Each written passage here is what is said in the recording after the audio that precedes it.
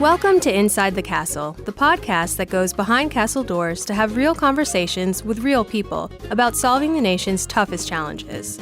Today we're going to be talking about the Temporary Housing Mission and the Critical Public Facilities Mission. And these are two missions that the Corps of Engineers can perform in support of FEMA under the Stafford Act and the National Response Framework. And we'll get to all of those terms later, but basically it's two of the missions that FEMA might ask us to perform after a disaster. So we have with us today Tony Hill and Chris Klein. So Tony, what do you do for the Corps? All right, I'm Tony Hill, and I'm one of the 5 ESF3 permanent cadre members with headquarters, and part of my portfolio is the Critical Public Facilities and Temporary Housing Program. Okay, great. And again, ESF3, we'll probably use some acronyms. We're going to try not to, but ESF3 for shorthand is Emergency Support Function 3, one of the emergency support functions under FEMA, for which USACE is the primary coordinating agency. So, Chris, what do you do for the Corps? I'm the Corps of Engineers Temporary Housing Program Manager. I manage the program for the Corps. I've got 5 housing teams that I'm responsible to make sure are ready to deploy and execute a mission.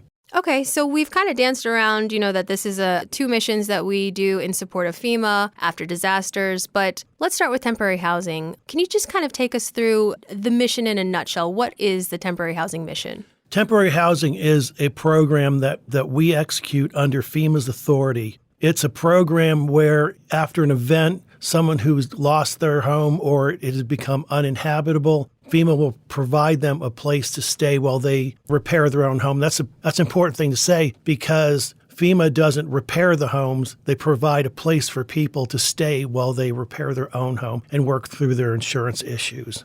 Okay, and that can look like a lot of different things, right? I mean, there's no one way to temporary house, for lack of a better term. FEMA has a lot of tools in their toolbox. They can shelter with hotel rooms. They can use apartments and any other option that's out there that's on the table, especially in a situation where housing stock is at a minimum or at a low. The main thing that the Corps of Engineers does for FEMA is we help them install units on wheels. And what that means is it's a mobile home or a travel trailer. We can put them in existing mobile home parks. We can put them on people's properties in their front yards, their backyards. Or the other program is we can design and construct mobile home parks. And the mobile home parks is the very last option because it's most expensive, and we try and stay away from those. But in some disasters, it's just an option we have to take. Yeah, no, that's a great distinction. And I think not only are the mobile home parks or the group sites one of the last options, I think anytime we get to the Corps, it's sort of a last option for FEMA. They might have gone through all of the other things. Is that correct? Am I understanding that right? Yeah, that's correct. And usually the getting a home for a homeowner is that last resort. They can go through, Chris mentioned, a number of other options, the hotels. A lot of people end up with their families, friends and families, and don't need that option. But as a last resort, we do provide homes, or FEMA will provide homes, either a mobile home or travel trailer for those on their property or on a group site. Okay. And just to clarify, this is something, I mean, it's not like we go out there after any disaster and just start handing out mobile homes, right? There's a process involved. Right. It's a very lengthy process, and it's part of FEMA's individual assistance program, which is different from what normally we work in as public assistance. So this is individual assistance to that homeowner, to that survivor, and they go through a vetting process with FEMA and looking at things like insurance, looking at other resources that they may or may not have.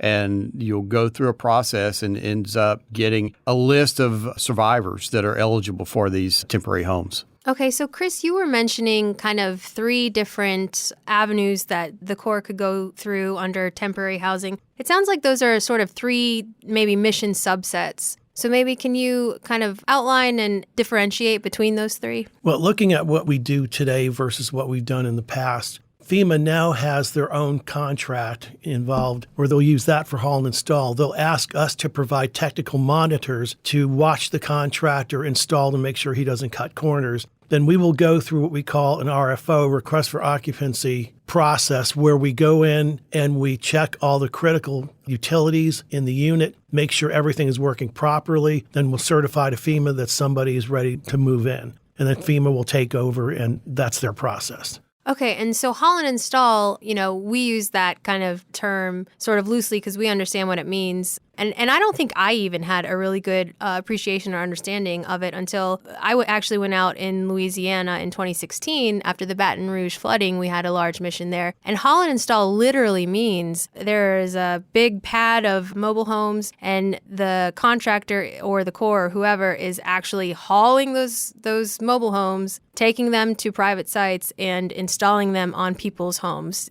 Do I have that right? Well, Nadia, it starts with a request for inspection on our part where FEMA issues us a piece of paper with somebody's name on it. We make an appointment. We go measure their yard to see where we could put the unit, look at utility connections. Then that report is written up. It's kind of like a mini contract. It's got a sketch attached to it and a scope of work, anything the contractor needs to do the install. That goes to FEMA. FEMA generates a work order to the contractor, and we get a copy of that, and the contractor goes to that staging area, picks up that unit, takes it to the property, starts to install it, and then our technical monitors work with him to make sure it's done properly.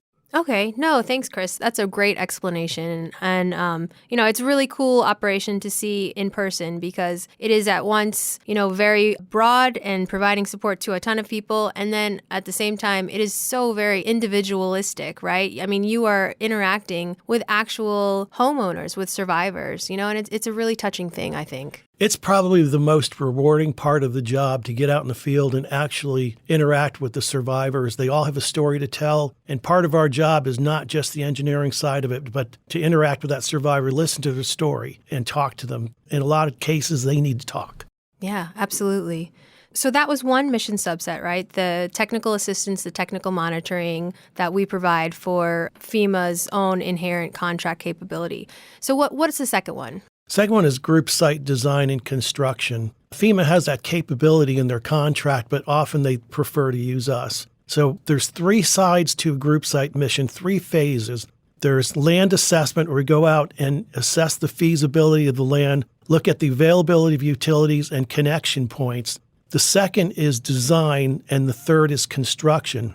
This is the most expensive option out there, so it's FEMA's last resort. But that's another thing that we can do. And what we do is we provide the engineering side of it. But if you look at the big picture on what it takes to build a group site, every stakeholder in the process is about 26 steps, has to go through their process. And each stakeholder has an abbreviated process. And so even though everyone's working their abbreviated process, it still takes a long time to get to construction. And it makes the construction side look like the easy part. It's the short pole in the tent when we get to 60 days to build a group site, when it's taken us 90 days to get to approval. Yeah, and that's a great point. And I want to come back to that later in our discussion, just that length of the mission, because I think there's a lot of things that are misunderstood about what it takes to get to construction. But before we get there, what's that third mission subset? Because I know you said we had 3 kind of buckets of things we could do. Yeah. The third is we can be tasked to haul and install, in which case we would go out and get contractors through our contracting system, and we would award contracts, and FEMA would issue us the work orders. We would issue those to our contractor. They would haul and install. These days, FEMA prefers to use their contractor for that operation, and we're glad to assist with our technical monitoring program. Okay.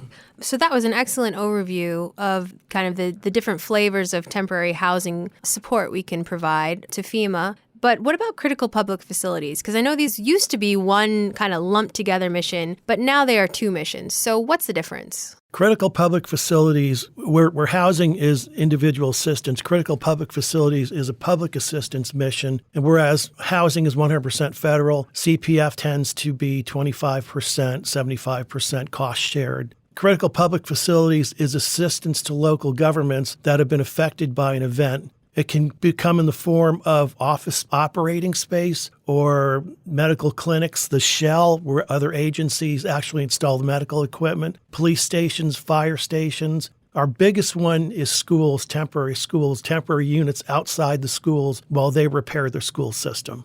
All right. Thanks, Chris. So, I know there are 2 separate missions, but it sounds like there's a lot of overlapping design work. So, Tony, I was wondering if you could take us through kind of what it actually takes on the engineer side without getting too engineer-y, right? About how we get from A to B. What actually goes into that? Right. So just like with the housing mission, with the group site design, you've got to determine the need. So determine what it is, what facility's been damaged, and then find the location to put that facility, to put that temporary site. It may be a school playground if it's a school and they've got open space to bring in mobile homes or mobile classroom units or temporary classroom units. Or it could be a fire station has been damaged. You've got to put up a temporary structure so their apparatus can have a place to go. So you first have to determine the need. You determine the location where that facility is going to be, and then the type of facility, temporary facility that's going to be constructed. And then that typical design, engineering construction design that the Corps has done for, a variety of applications comes into play, where we use our civil, our electrical, our mechanicals, whoever, to actually design and construct those temporary facilities. Okay, that's, I think, a great segue, because you rattle those things off so quickly and easily, but that is a ton of work. And I think one of the things that we've been hearing over recent years in some of our more recent missions, which we'll get to in a second, is that they don't really understand, well, the hurricane, made landfall on this day, and here we are 8 months later, still on the ground performing this mission. I was wondering if you guys could walk us through what those steps actually look like. I know there are a ton of them, because I think there's a lot of things people don't understand. We're not just, working with FEMA. We're working with a ton of different stakeholders. Yeah, Nadia, we have to work within the law, basically, and we have to make sure that we're not hurting the environment. We have to do stakeholder notification, historical preservation. The tribes have to be notified and consulted with. Even GSA working through lease, they're working through an abbreviated process where they get to 2 weeks rather than 6 weeks. Our abbreviated process for contracting, our abbreviated process is we take a 120-day process to award a contract and grind it down into 19 days. So every stakeholder in the process to deliver temporary housing or critical public facilities is using their abbreviated process. It's all in a line, it all adds up, and eventually it takes a long time. The FCO asked us to come up with a plan to deliver housing faster recently on a mission. And I said, basically, let me violate the law and we can do it, but we can't do that. Yeah. And to be clear, Chris was being facetious. Obviously, we are not going to violate the law. But it goes to show that there are constraints, and it's important to understand that we're moving as fast as we can, but things still have to be done properly. And like Chris said, it adds up. And one more clarifier, Chris, you said the FCO asked you recently, just for folks who don't do this every day, what's an FCO? FCO is a federal coordinating officer. He is the person or she that has the president's authority to run the mission. Tony, do you want to clarify that? Yeah, basically he or she is charged by the president to run the disaster. That person is in charge of FEMA or of the federal response. They are coordinating with a state coordinating officer also. So those two are joined at the hip and providing resources, providing support to the survivors of those communities. Okay. And, I think it's such a great example you bring up, because we're all trying to do things better, faster, less costly, because in the end, it is all about the survivors. It's about getting people back on their feet, getting communities back up and running, but they're just our constraints. And we're all working exceedingly fast, but processes do have to be followed.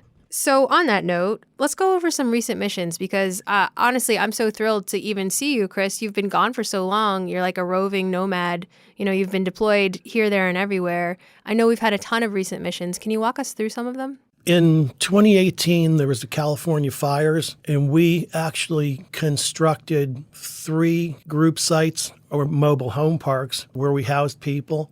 FEMA's contractor constructed one.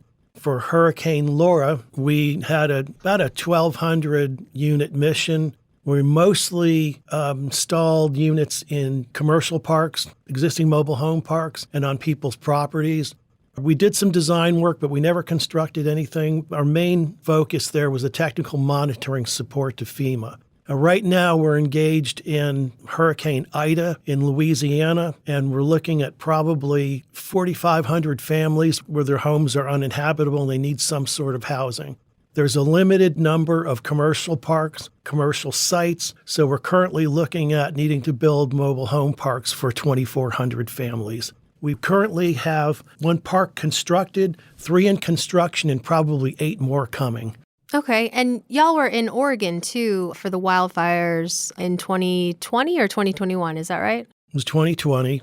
It was a small mission where they elected to remediate some of the burn sites in order to make the sites more habitable. So it took a little bit more time. It was a smaller mission, but there was a lot of effort going on.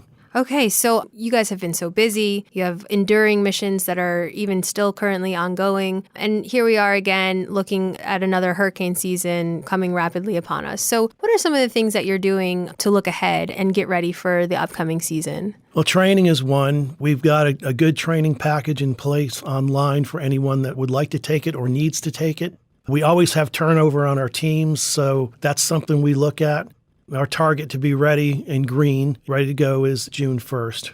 So at the strategic level, FEMA is involved with reimagining temporary housing and reimagining what they call direct housing missions. So we're involved with that even at a longer term outlook of what could this mission look like differently. To follow on what Chris said about the FCO saying, how can we shorten this? Well, what are some ways that this can be shortened? What are some of the things that the states can do or that the federal government can do to help the states that can incentivize the states to do some of this work on their own?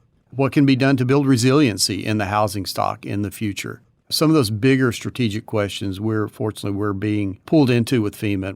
Yeah, I mean, and it's really an encouraging and kind of inspiring time because I, for one, am excited to see what this looks like in the future as we have the federal family and, many of our different other federal agencies looking at different solutions, how we can not only innovate, but how we can deliver better, faster, less costly, and in the end, taking care of the American people, which is what we're really here to do.